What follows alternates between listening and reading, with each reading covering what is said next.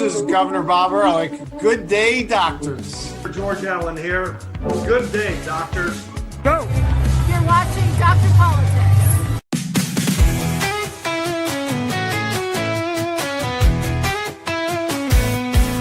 They're Dr. Politics. He's the one to see. Breaking down the news with sharp analysis. From Congress halls to campaign trails, he tells the truth when all else fails. They're Dr. Politics. Dr. Politics. Exposing the spin, the lies and tricks. Dr. Politics. Dr. Politics. He calls it straight, no politics as usual. Love from backroom deals to primetime fights.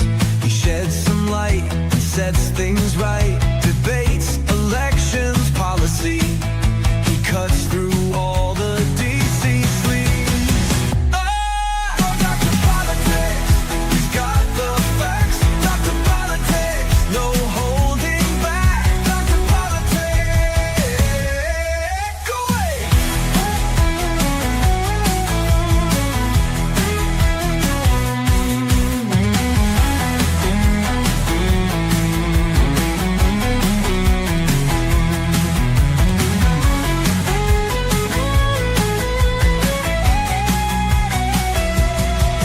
Dr. Politics, he's got the facts. Dr. Politics, no holding back. Dr. Politics.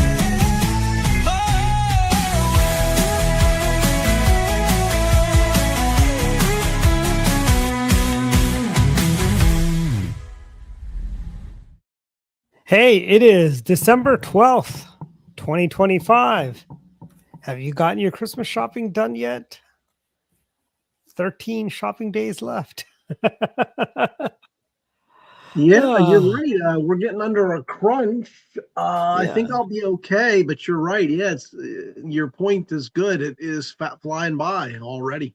Actually, you really don't have 13. You only have 12 because 12 days from now is Christmas Eve. Yeah, I'm gonna have to pull the trigger on some of these things quick. I gotta make decisions. Yeah. That's fine. So I feel like I've been gone for a while. It's only been 2 weeks. But last week, Chris and I were at the state party convention. We had a lot of fun there.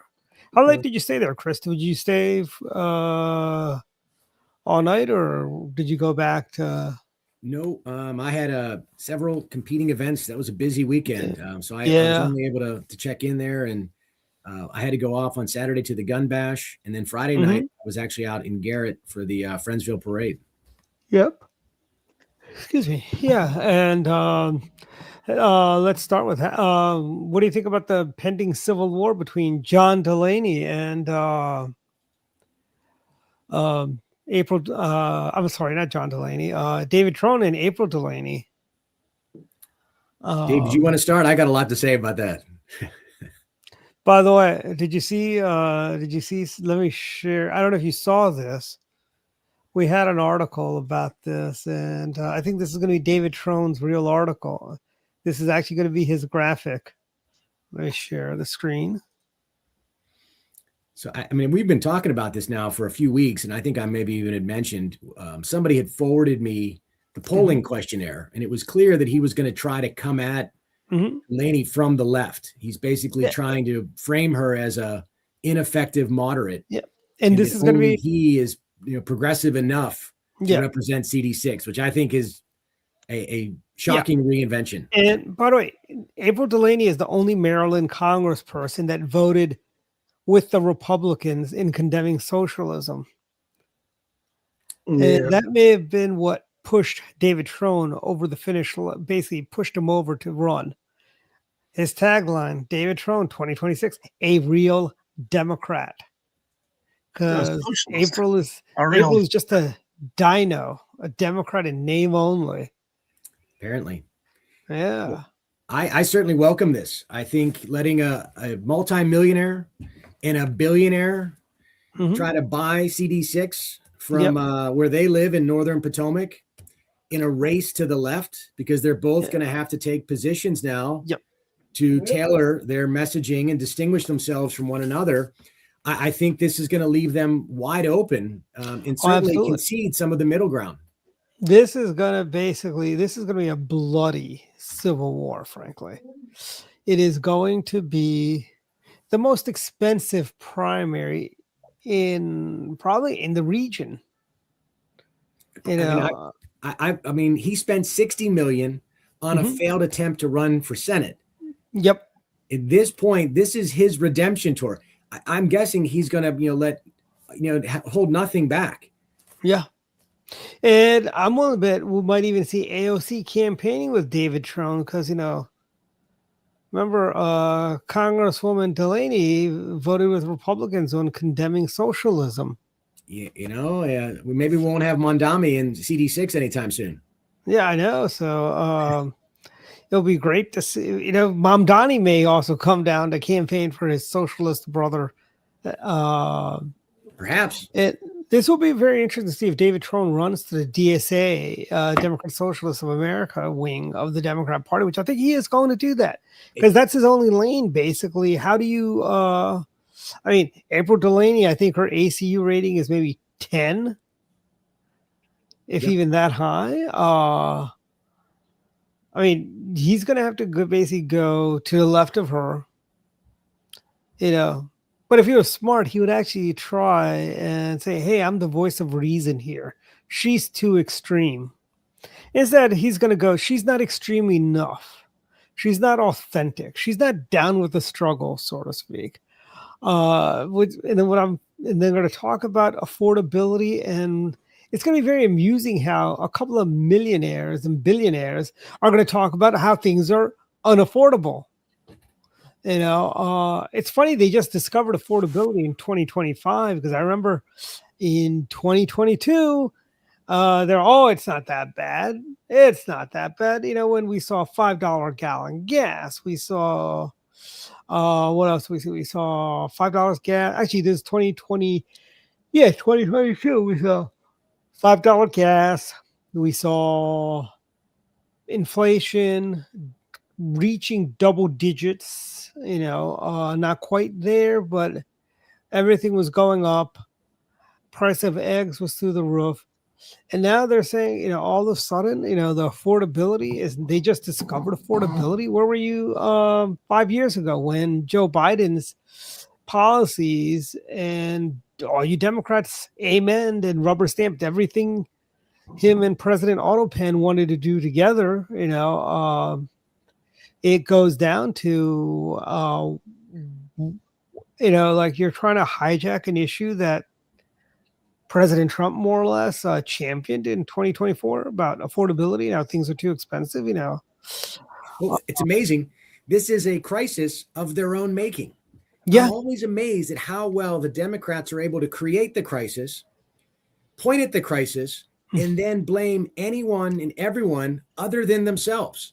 They have mastered the art of gaslighting and projection because it is amazing that you're absolutely right.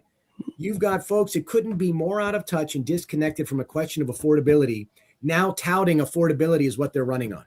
And many of these cases, and I thought of this because I was at the Fairfax County Board of Supervisors meeting, and I gave a little quick 3-minute on an ordinance they were pushing, which would make the county more unaffordable. The thing is, affordability, they don't really care about. Fairfax County and many other places, they're looking for the rich. They want to drive out the working class. They love poor people and welfare. That's fine. But the middle class, they want to drive out.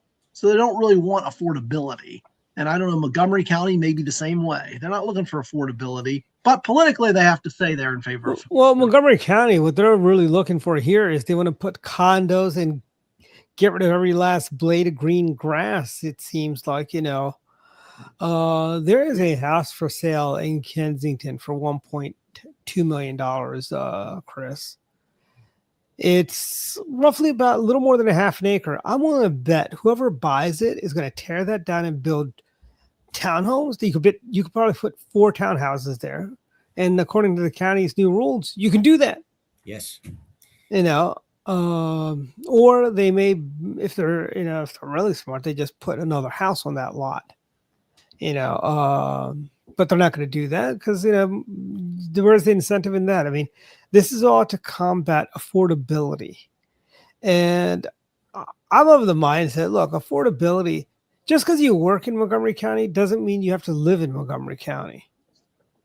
I know a lot of teachers who prefer to live in Howard County or Anne Arundel County just because they get more bang for their buck. Life is a little quieter. It's not all hustle and bustle. I mean, you live out in the country, so it might not be quite the same as we have it down county here. But I mean,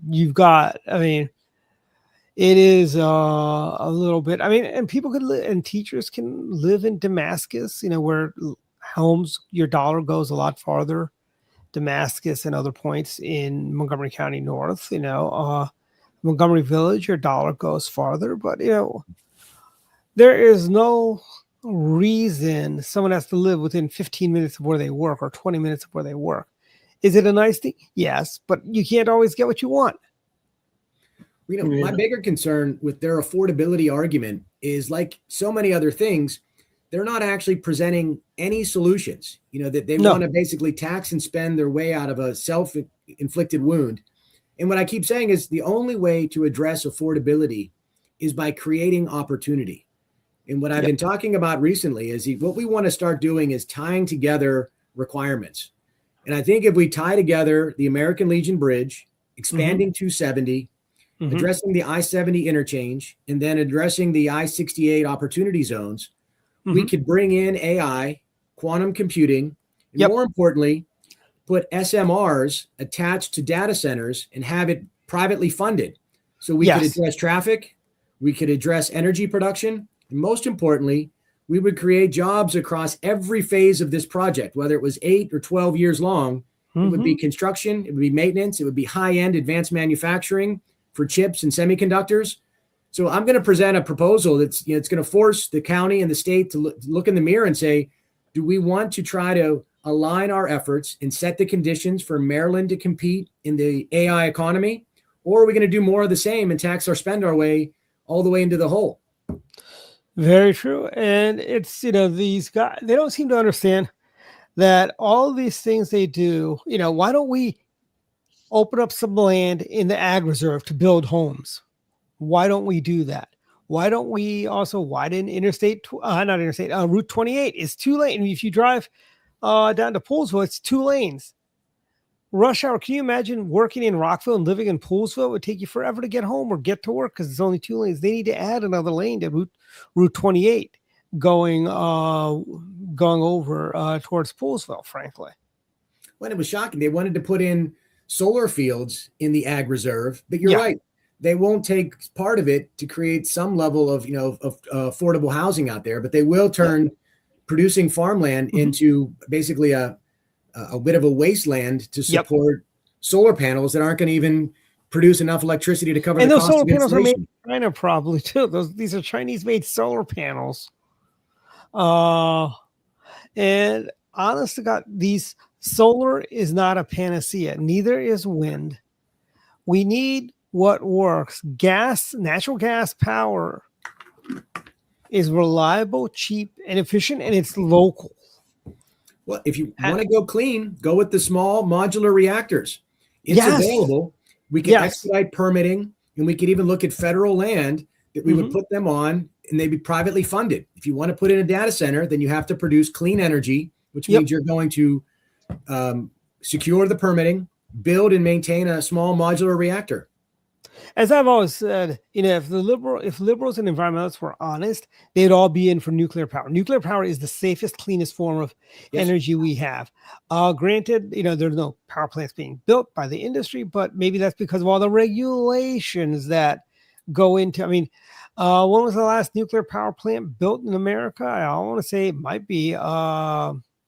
What's that one in Calvert County, Calvert Cliffs? 3 Mile Island. No. I mean, that's right. what everyone is terrified. Everyone is terrified about 3 Mile. 3 Mile. Look, 3 Mile Island. We did not have a meltdown. There was no nuclear radiation let out. It was just pumps malfunctioned, and we didn't have a Chernobyl, which everyone seems that I remember when Chernobyl had to go, 3 Mile Island. That was our Chernobyl. No, it was not our Chernobyl. And I think nuclear is great. I mean, I really do. And we're getting safer. And But with any technology, you have your risks and you have your things to overcome. That's just natural. But yeah, no, nuclear is great, and you think the environmentalists would love it because it's clean. I mean, not the less emissions. You know what I really like? Not to go into a tangent, and this probably doesn't affect Maryland so much, but the environmentalists don't like this either. A hydro. I like hydro. I think hydro is great and it's clean. It's clean. And by the way, hydroelectric power plants, a lot of the third world gets its energy from hydroelectric dams. Yeah, hydro's a lot of those, like in Bangladesh and other countries in Southeast Asia. And we have the hydropower delivers a lot, but it kills the little fishies, Dave. Yeah, that's why they stop it. But here's what I'm thinking on that. If you really believed that CO2 is going to destroy the world, which includes not just the fishies, but all of us, if that's your top priority, then wouldn't you be in favor of hydro as necessary evil, so to speak, because it's so clean and CO2s? But they don't. They still want to get rid of they don't want hydro either. So they don't. They want wind and solar, which are the least reliable. Yeah, that's right. And what happens when you have a calm day? Yeah. We could put windmills. And it's night. What about a night? What happens at night? Yeah, I mean, look, wind power. Look, we could put, say, let's just take Kansas or Oklahoma, where the wind comes whipping down the plain, as we learned from that musical Oklahoma. We're getting every square available foot to build windmills, and we wouldn't have enough wind power to power the city of Tulsa. That's that's how little unreliable it would be. Not to mention the cost of production. Like, I think people forget that these things have to be extracted from the ground, the raw materials. They have to be forged into the materials that'll make the actual product. And then that product has a shelf life and a maintenance cost. There's this idea that it's like this magical thing that appears. It produces energy that's clean and free, and everything's better. It's like, well, no, everything you're trying to prevent, you just leverage to create the capability. See, I'm old enough to remember when the Prius first came out. All the enviros loved the Prius, even though it had no get up and go, by the way. Although we found out Al Gore's son went like 90 miles an hour in a Prius, but the carbon footprint to make a Prius is larger than the carbon footprint of a Chevrolet Suburban, which is a full-size SUV that probably gives you 13 miles to the gallon. So all four alternatives, but just be honest about the cost and the price of it. And I'm a big believer in all of the above. We've got clean coal technology. I know the liberals hate that when people say clean coal, but clean coal is a real technology and it does work. We've got gas, we got oil, we've got nuclear, we've got hydro. All five of those are more reliable than wind and solar. Yeah. Imagine and then we also have fracking. Let's not forget fracking. Over in Western Maryland, Chris, you know what fracking would do for the economy of Cumberland and Frostburg and those cities in Western? It would basically be like the good old days during westward expansion. My brother is actually an oil and gas lawyer in Western Pennsylvania. He started out in the early 2000s, and he represents landowner interests. So he has more clients and he has more work than he can possibly do with his section at the firm he works at. He's been trying to get me to do oil and gas law since he started. I have no interest in oil and gas transactional law. It is a special area of the law that I'm glad he's good at. Yeah, it's kind of like my friend Gary Bays. He is an environmental attorney, and he supports the good guys in the environment, not the bad guys. He was number 2 at EPA under Bill Ruckels's house. Phenomenal knowledge. He's probably forgotten more things than what some of these young kids who tout environmentalism and so on, but that's also another very specialized field also, just like gas and oil laws, information. But Gary would probably like to talk to your brother because he's also big into fracking as well. Well, that's the thing with fracking and the new technology. Remember the book in the 70s, Peak Oil, where we thought, hey, that's about all. We're not going to be able to get any more oil. It'll be so difficult. But the thing is, technologies and fracking has gotten to the point where we can find oil where we never could before. And we haven't run out of oil, and Saudi Arabia is still pumping oil. They have not run out of oil. And probably we're never going to run out because the technology is getting better and better in finding the oil. And the other thing about what Chris said, the mining, it's like, well, okay, you don't use oil, but the mining for all these greeny projects and stuff, well, there's an environmental cost to that. Plus, that's going to become the new scarcity. Then some of those minerals will start to become scarce. And then we'll have dependency maybe on that, and depending on where the rare earths are coming from. So, yeah, I think the answer though is like, I think it's all the above though. You got to do all these sorts of things. You don't have a magic. Maybe one day we'll invent the perfect source of energy, which is clean and simple. Well, we have to wait for Dr. Zephyrin Cochrane to fly up and get to warp 1. And then we'll have dilithium crystals. Yeah, but I do like nuclear, and at least we're moving forward on that one. I do like hydro, but I think both of those projects are hard to get done, which is a problem. Well, they're hard to get done. Okay, this is kind of, people say that, they're hard to get done because we have so many regulations in it. Oh, yeah. Let me tell you, the last time they built the Key Bridge, they had that done. The bridge was done in 7 years total. This bridge, we're coming up on 2 years very soon without a bridge. Well, Dwight, you and I, and maybe even Chris, are old enough to remember how long it took to build the Wilson Bridge. Well, on the Virginia side, it was pretty fast. Well, on the Virginia side, it was pretty fast. You guys got it done under budget and ahead of schedule. Well, Maryland, which used Davis-Bacon rules, we were over budget and a year and a half late. Okay. By the way, but not to interrupt, but while I remember it, before we go, speaking of Maryland, we should mention the woes that Wes Moore is facing, both in terms of the personal stuff coming out and even the budget issues in Maryland that are coming.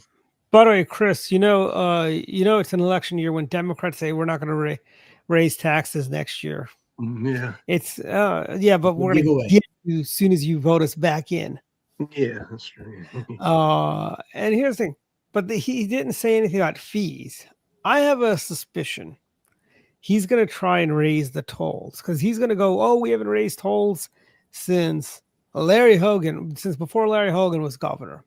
Yeah.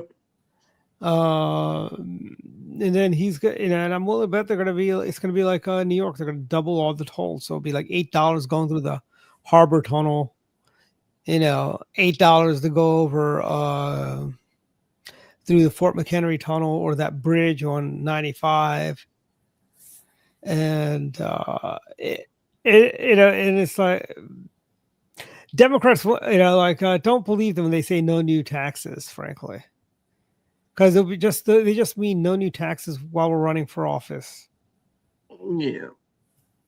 Or they just mean old taxes that they're going to raise. Oh, by the way, we're going to have we have a special session starting on Tuesday for 1 day, from what I understand. And they're going to be talking about redistricting. But before that, they got to go through their own little civil war about reparations. Oh. Because right now they have the votes to override the governor's veto, which is amusing considering it's a Democrat governor and a Democrat House. Yeah. I have a feeling they're going to be in and out pretty fast. So what do you think is going to happen? They're going to override? Oh, I think they will, or they may not bring it up. They may choose not to take it up because the reason they're saying is so the new speaker can be sworn in, who I hear is a little bit more open-minded than our previous speaker, who said any Republican idea was dead on arrival. This one, well, it's on life support on arrival. All right. So maybe we get lucky and all they do is swear her in and they do a motion to adjourn and they're gone. Yeah. and they'll be out. Where's the new speaker from? Montgomery County? No, I think she's from. Where is she from? I think she's Prince George's. All right. Was she black or white? She is African American, David. Okay. All right. So, yeah. And That was a dumb question. I should have PG County. What do you think? Yeah, well, that's quite not always the case. But here, let me tell you. Oh, Paris Denning, you're right. He was from PG County. So is Leo Green and a bunch of other Democrats. PG County. I think in PG County they have their own sort of accent. Have you ever noticed? Well, Baltimore has an accent too. Oh, of course. Yeah, Baltimore accent's famous. And it's kind of like her name is let's see, Adrian Jones is the one that just left. She's got a long name. Jocelyn Penna is going to be the new speaker. She's the front runner right now. Anything can happen, but and of course she's a carpetbagger from New York. Well, and I guess they have to. Oh, so they don't know who it's going to be yet. They have to do the vote. It's pretty much a done deal. All right. I will say this. I think Annapolis is a beautiful little town. It is. It's a lot prettier than Richmond. That's true. That's true. Yeah. I mean, Richmond is very industrial. That's not saying much. But Richmond is like very industrial. Yeah, it's not nice. And she is. Where is she from? She represents Annapolis. Actually, the new speaker. Right. Her district is Anne Arundel and Prince George's County. Okay. And she's reasonable, I hear.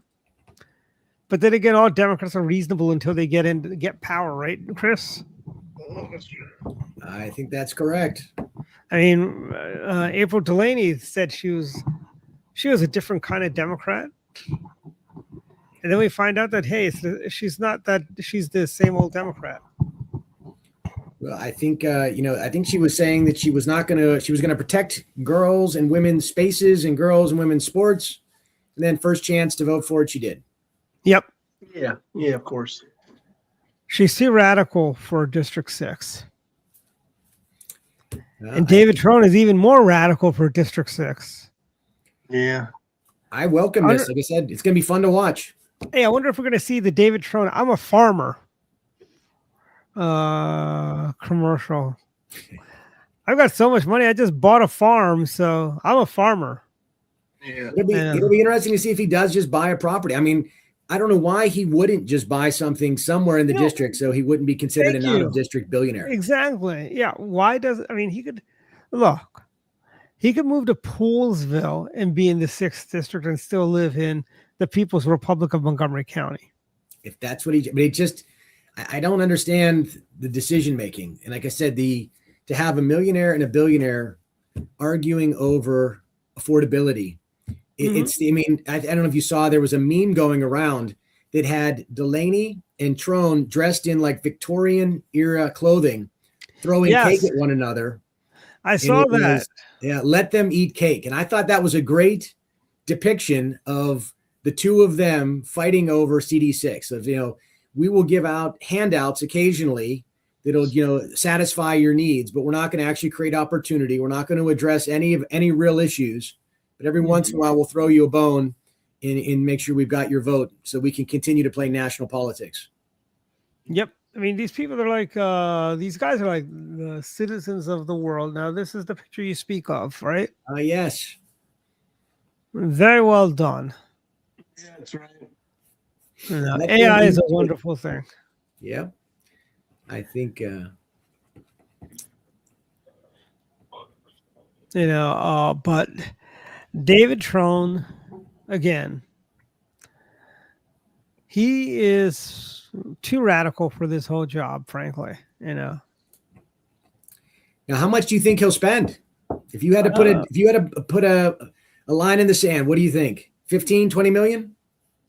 Well, he spent 16 for Senate, so 60. that's the 60. 60. I thought it was 16. I thought it was 40, and someone corrected me.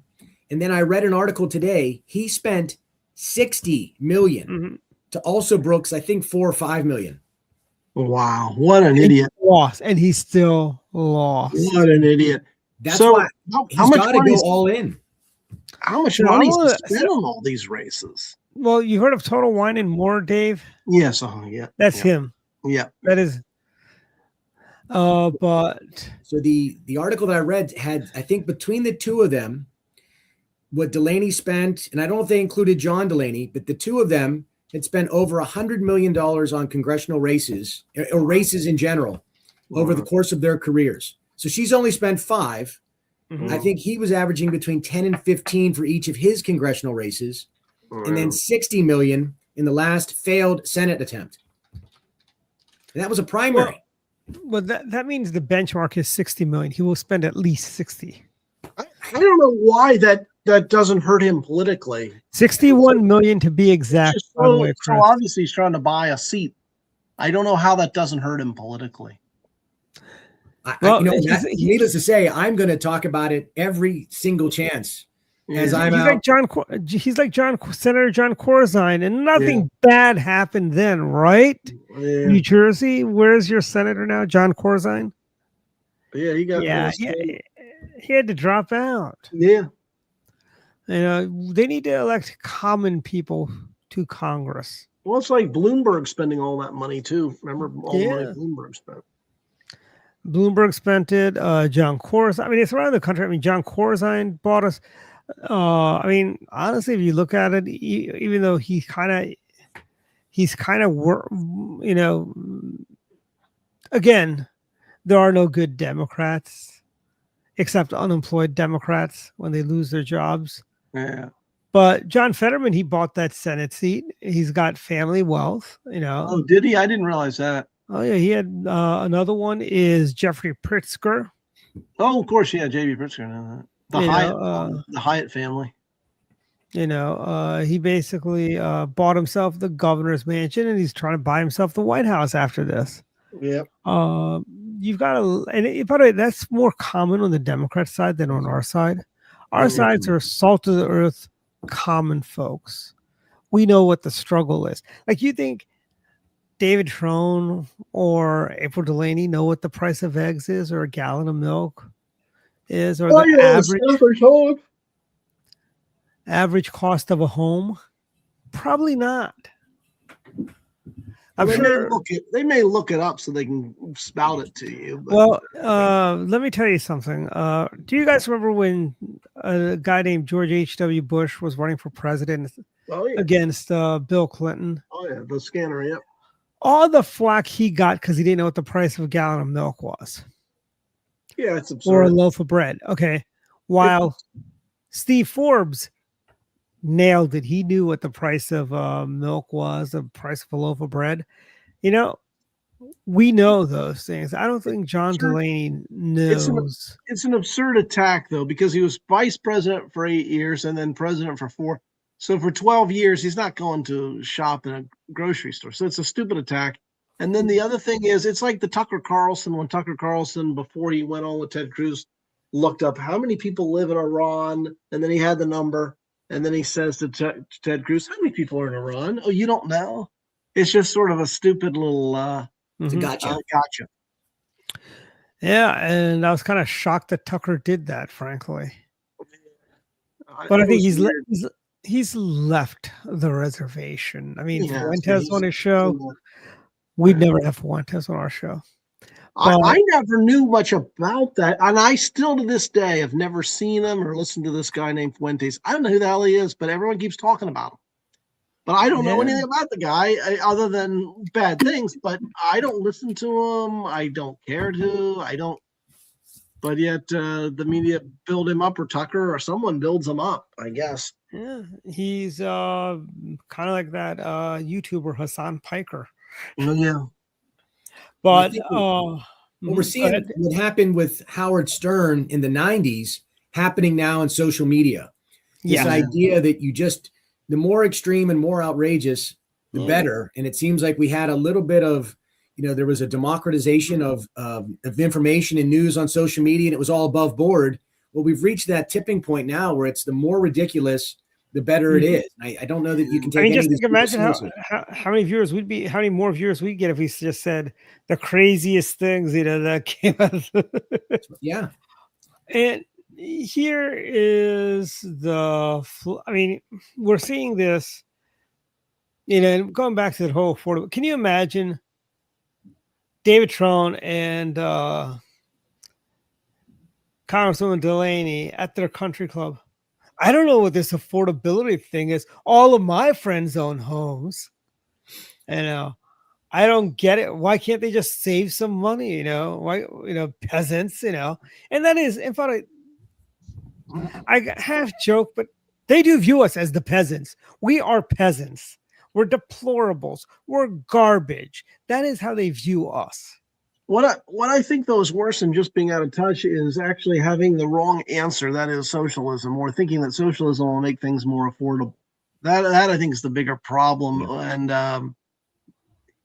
just their notion of higher taxes will lead to somehow affordability or more government Well, spending. let me tell you, by next November, we will see the greatest city in America, New York City, having all sorts of problems. And do we really want to bring those problems to Maryland and vote for a April Delaney or a David Trone, or any fill in the blank Democrat, frankly? Remember, every Maryland Democrat voted, with the exception of April Delaney, voted not to condemn socialism. Yeah. Every one of them.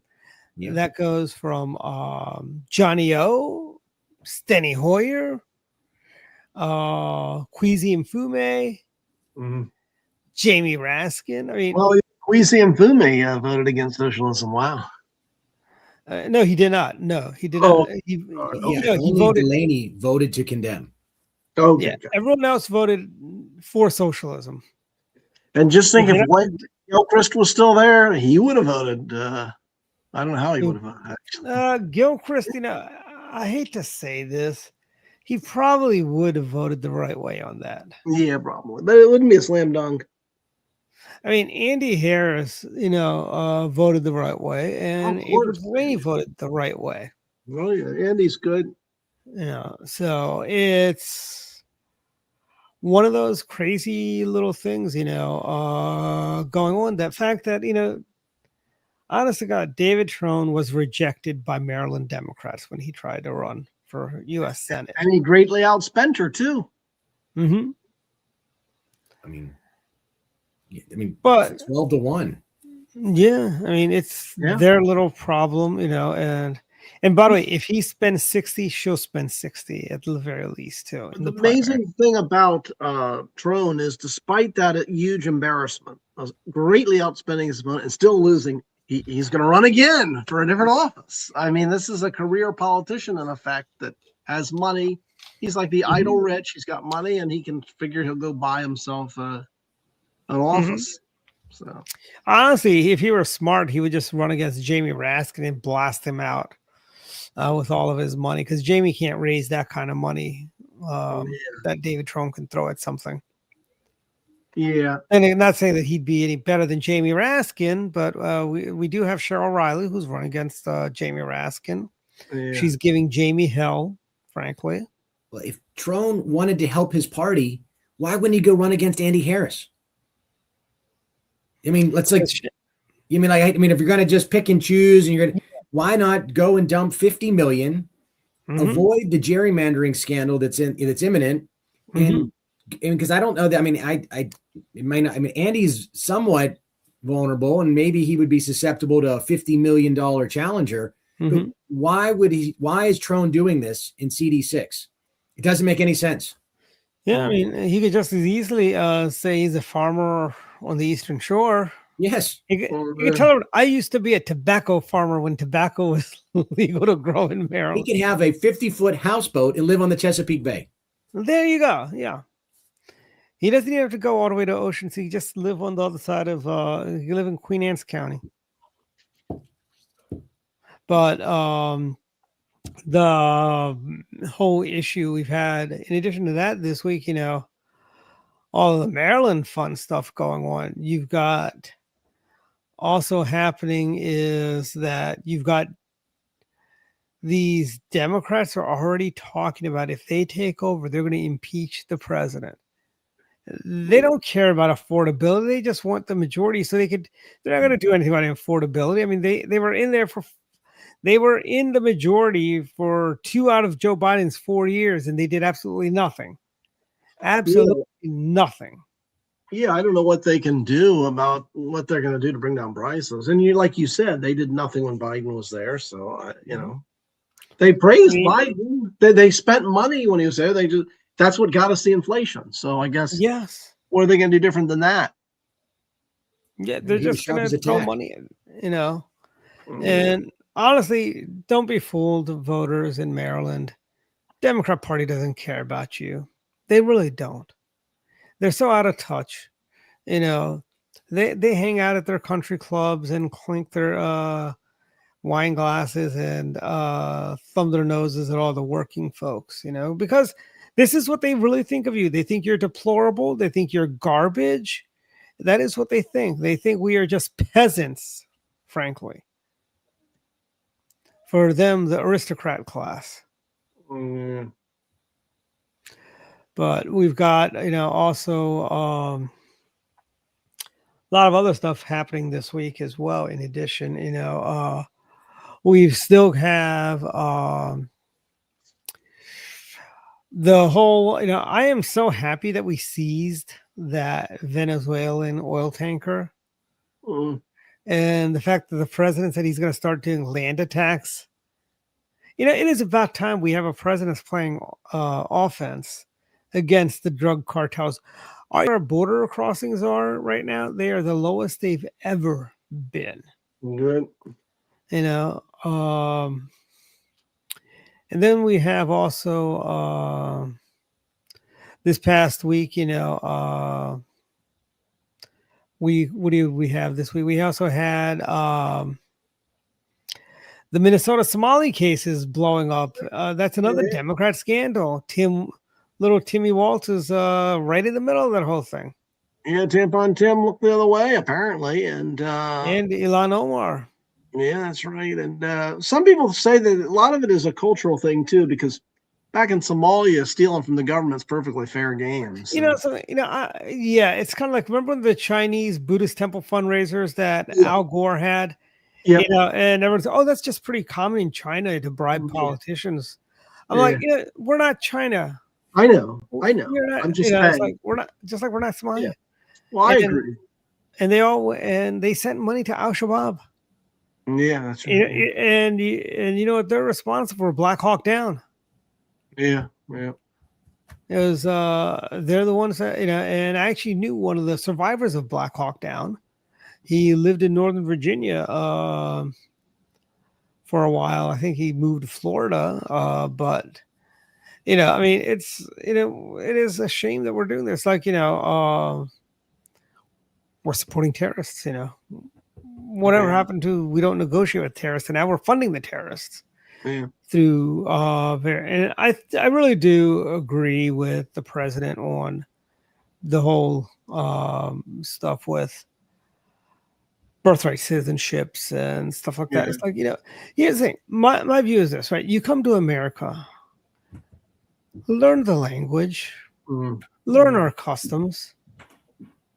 You can have your own cultural events and stuff like that. Have, your various, but become an American. That's the difference between this wave of legal to an extent and all the illegals. They don't want to become Americans. They want to keep, and what that does, that balkanizes a country, and that's how you start getting these sectarian strifes and violence like you see this in Europe and other parts of the world. And I think the big thing is, I could be wrong, but I seem to remember that there was a group called U.S. English that wanted to make English the official language of the country. Jim Why Boulay. not? Jim Boulay. Yeah. Why not? Why don't we make English the official language? Make it happen, Mr. President. Yeah. You know, we've got countries like India where their official language is English. They do business in English. You know, Yeah. we've got a lot of the British Commonwealth countries. Official language is English to do business in. There's no reason why.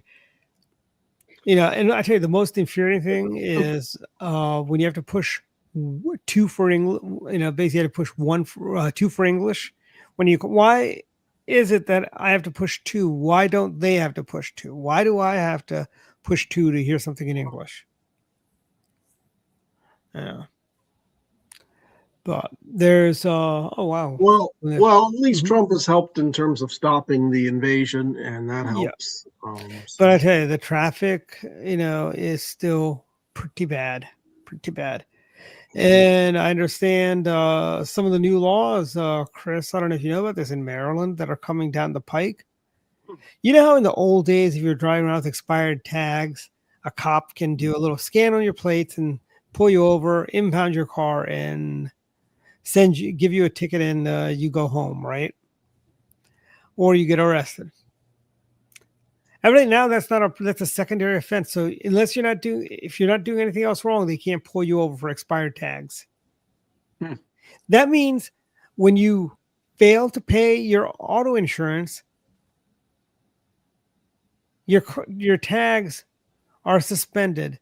You cannot be pulled over for driving without insurance. You know, which is, talk about a public health risk right there. You know, imagine if somebody T-boned you in an intersection and the other guy's like, well, I don't have any insurance, you know. We've completely lost our minds. I mean, like this, when I look around and when I think that now what was the exception is now the new normal. Yes. And we almost look at laws as advisory.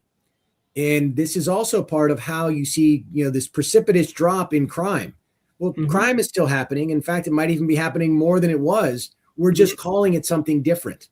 Yes. We're counting it differently through creative math.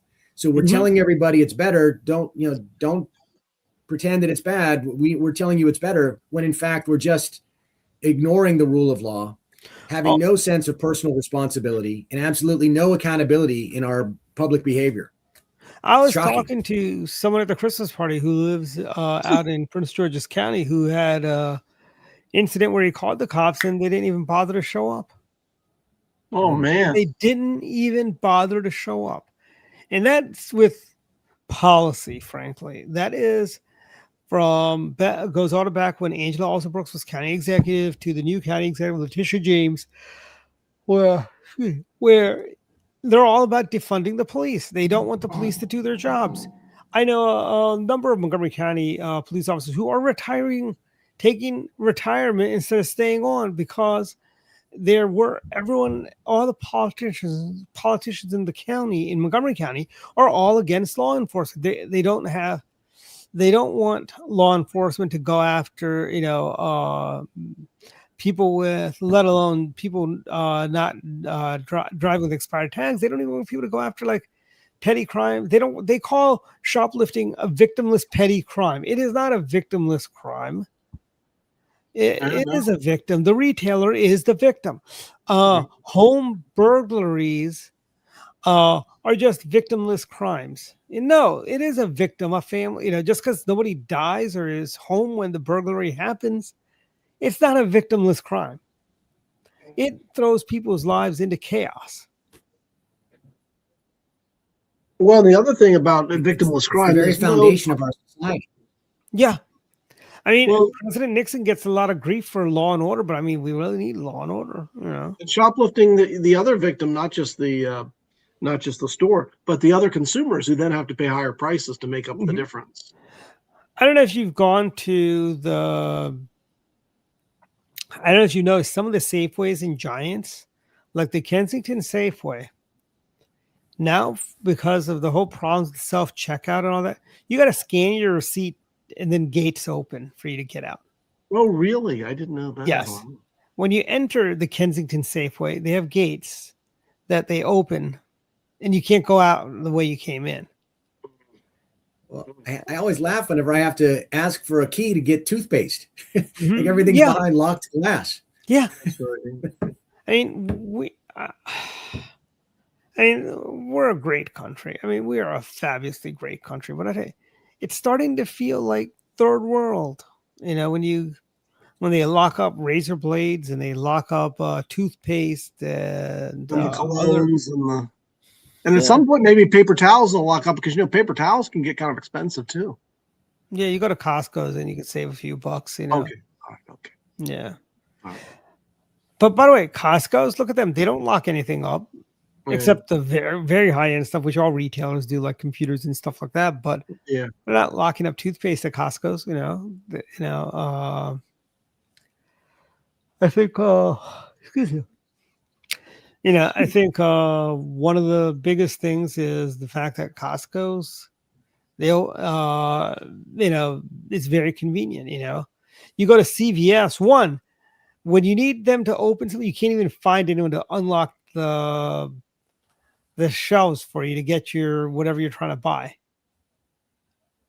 You have no idea how many times I've just said, I'm not even. I'll wait and go to Costco's, or I'll wait and go someplace where they don't lock stuff up. But Target's doing that, and it's not even just in like the bad parts of the county. It's also in the nice parts of the county.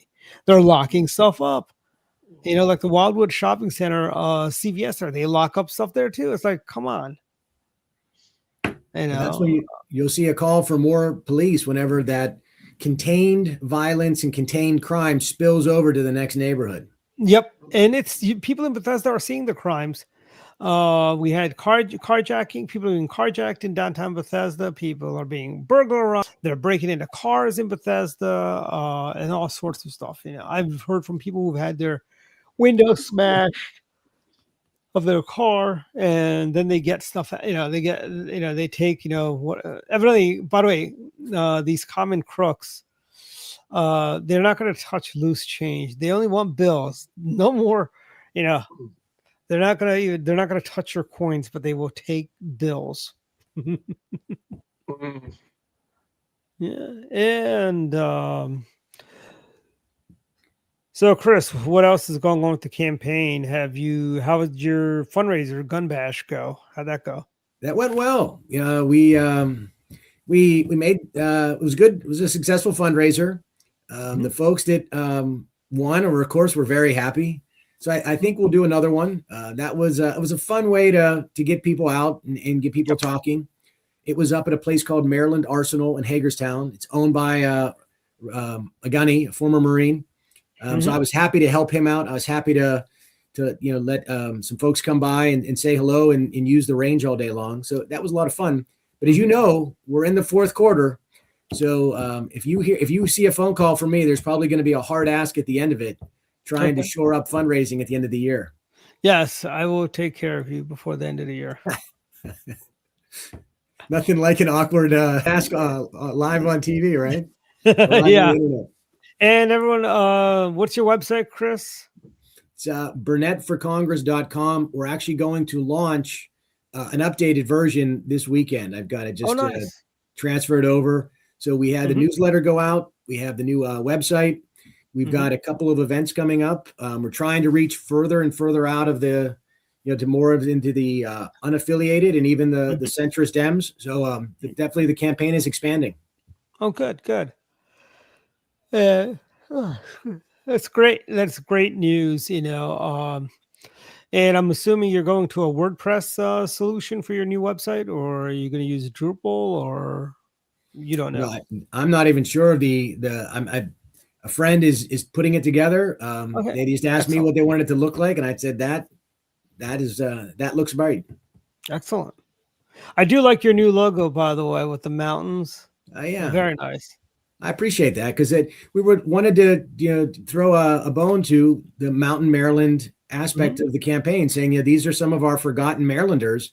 It's certainly where I connect more closely to, just in terms of where I grew up and my background. So I appreciate that. And here's the, District 6 should not even be in Montgomery County, frankly. Maybe Damascus, and that's it. We have people who live in District 6 goes all the way down into parts of Bethesda. They have nothing in common with people in Hagerstown or Cumberland or Frostburg. Nope. Nothing.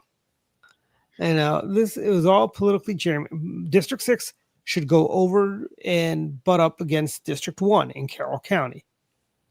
And then you could drive from Cumberland to Ocean City without going into a single Democrat district. But that's, the way, it should be. But hey, the Democrats run everything in Maryland.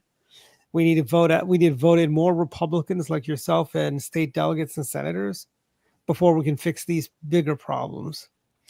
But we're at final thoughts. So Dave, why don't you start? Today I got to do something I haven't done before. I got to ring the bell for the Salvation Army outside of a giant in Manassas. It's my church that helps stock the bell ringers, and so I got to do that. So it was a lot of fun, and I was there for a couple hours. It was sort of cold. The part that mostly froze up with my feet because I was in like tennis shoes, and so sort of cold. It's gotten cold, and we're gonna get. Actually, you're probably gonna get more snow over.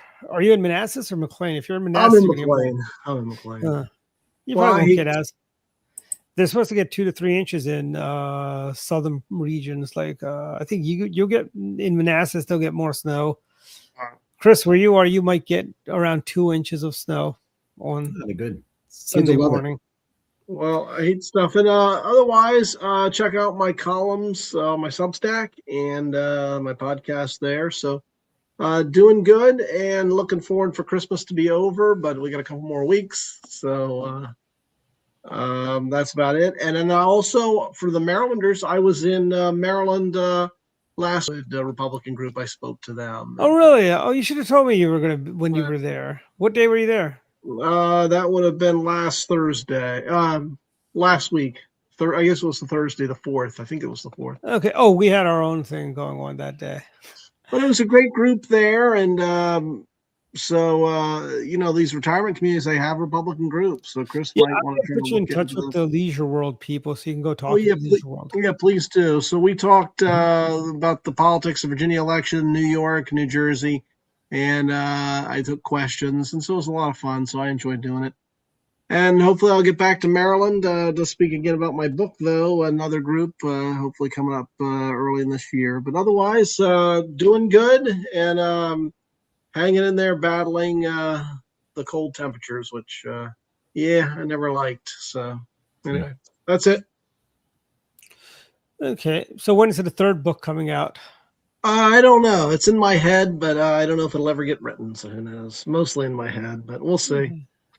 Yeah. Hey, Chris, final thoughts. Tell us what's going on this week where people can come out and meet you and help you knock on doors and stuff like that. Well, so tomorrow I'll be out. I've got 2 or 3 different Wreaths Across America events. Going to spend some time. I'm going to take the little ones with me, and we try to do that every year. And then will you be at Nicolee's tomorrow night for her Christmas party? I will not be there, but I will be there in spirit and sponsorship. Yeah, I'm sorry I missed yours last week. I was trying to get out of my event. Yeah. It just kept going longer and longer and longer, and then it just got to the point I couldn't get there. Don't worry about it. Congressman Morello was there, and you and I need to connect to talk about a little bit more about that, too. Yeah, I'd look forward to that. And Neil was there, too. I'm going to probably spend maybe Monday, Tuesday, and even in Wednesday out in Garrett in Allegheny. One, I've got to swap out my motor in the truck. So not something normally a campaign type of event, but I'm sure I'll document it and you'll get to see the work we're doing on my truck. Oh, and nice. then next week, a couple of big things. Like I said, we're updating the website where you can go to sign up for our newsletter and donate and also sign up and volunteer.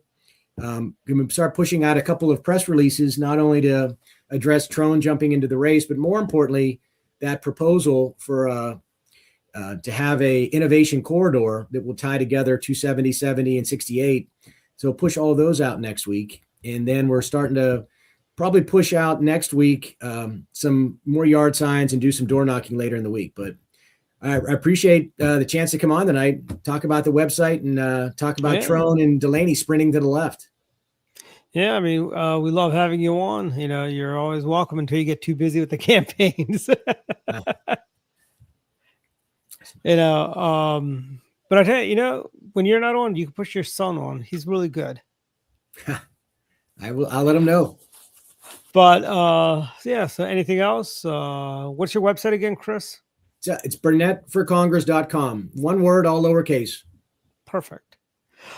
Let's see. Final thoughts. One. Let's see. A couple things. 12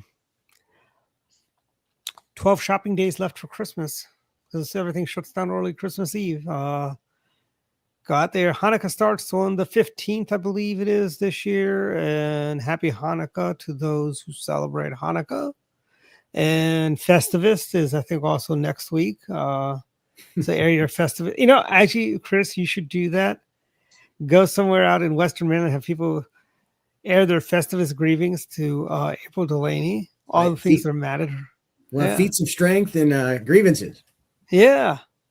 You should get the aluminum pole behind you for the. Yeah, you might see that next week. Keep an eye on Facebook. Yeah, that'd be a fun thing to do. Also, we had a great time at our Christmas party. Thank you to all of our sponsors, and special thanks to Congresswoman Connie Morella, Delegate Neil Parrott, who showed up, as well as his lovely wife April. And it was a great event. And then we also had, I'm trying to think who else we had. We had a couple other elected people there too. I can't think of their names. There were a lot of people there last week. And we collected, I want to say, about 5 of the Marine Corps Toys for Tots toy boxes. Oh, that's great. You know, and it was a lot of fun. Paul Gunther, former guy that used to run Montgomery County, who now lives in Carroll County, he was there. And he introduced us to the new guy who's his successor in Montgomery County. We had a lot of fun. So that's all I have. See everyone next week. Good night, shopping. Stay warm. Have a good night. Yes. Good night.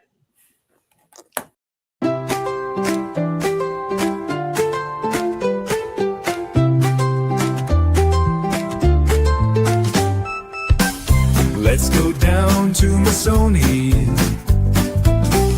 where Italian cuisine shines. Let's go down to Missoni's, we'll have a good old time. Homemade pasta at Missoni.